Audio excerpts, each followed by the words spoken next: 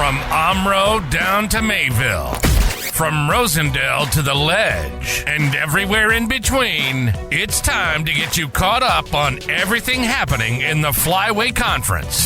This is the Flyway Focus Sport Report, your home for the best whip-around coverage of your favorite local teams. Now, with all the latest, here's Jordan King.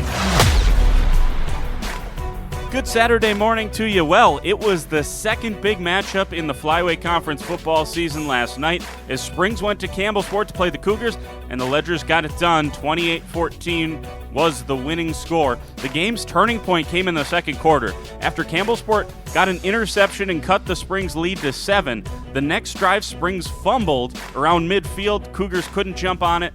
And just a few plays later, Jack Holzman scored his second touchdown of the game and gave the Ledgers all the momentum back heading into halftime. Holzman had a 51-yard touchdown on Springs' first offensive play of the game.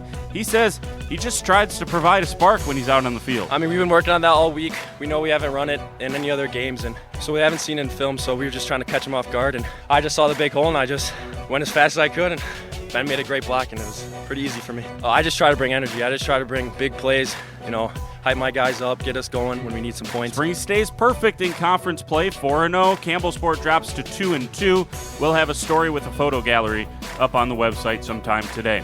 Over to Rosendale for a big game between Laconia and WLA, and the Vikings got it done with a 34-10 win. It's the first conference win for WLA, keeps their playoff hopes alive, and it sends Laconia to 0-4 in conference play. Going to be tough for the Spartans here on out. Lamira stayed unbeaten ahead of next week's colossal matchup with Springs. Once again, the Lions did most of their work on the ground, scoring 7 rushing touchdowns. Taylor Schomburg and Jack Lidke each had 2 of those. Lamira beats North Fondy 56-8.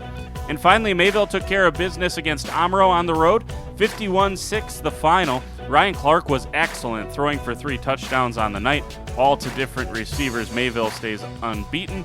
Omro falls to 1-3. You know the drill. We'll update you more on Monday when we have more stats from last night's games. One other event last night, Laconia Cross Country went to run in the Nightfall Classic 715 in Marshfield last night. The girls finished 9th, Molly Dool the top runner in 37th. The boys finished 14th despite a nice race for Carter Bondlender. He was 23rd overall.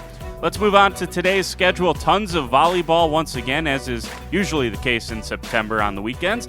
Headliner today, Laconia and Springs volleyball, both heading to Lake Country Lutheran for a tournament that is loaded with several teams that are either currently ranked or were recently in the state rankings. Good one there at Lake Country Lutheran.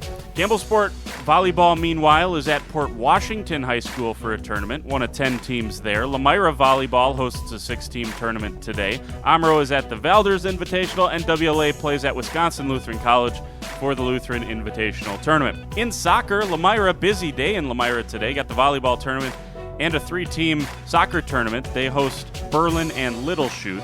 And affiliate member St. Lawrence Seminary hosts New Holstein, 11 a.m. That match kicks off. Mayville Tennis is in Watertown at an invitational hosted by Luther Prep. 6 teams at that tournament. And finally, 2 cross-country teams will race today. Omro is at Reedsburg, and North Fondy is at Rosholt High School. For the Flyway Focus Sports Report, I'm Jordan King.